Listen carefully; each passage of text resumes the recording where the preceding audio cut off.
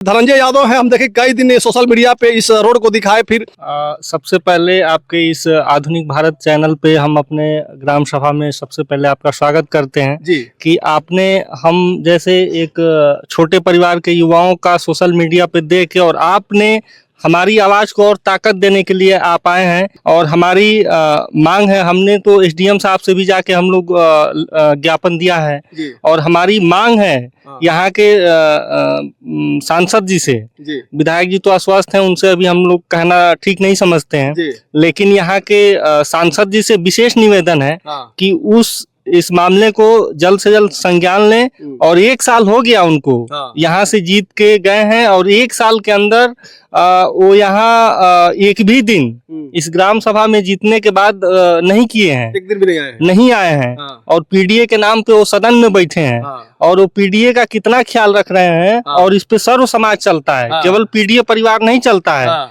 इस रास्ते पे सर्व समाज चलता है और यहाँ की हालत आप खुद देखें, आप भी इसी रास्ते से आए हैं। हाँ। कितना दुख और तकलीफ हो रहा है। महिलाएं आपके सामने जा रही हैं हाँ। कोई दवा के लिए, कोई अपने निजी कामों से, लेकिन कितना कष्ट हो रहा है। हाँ। इस चीज को सांसद जी तत्काल प्रभाव से संज्ञान में लें और इस रास्ते को बनवाने का काम करें।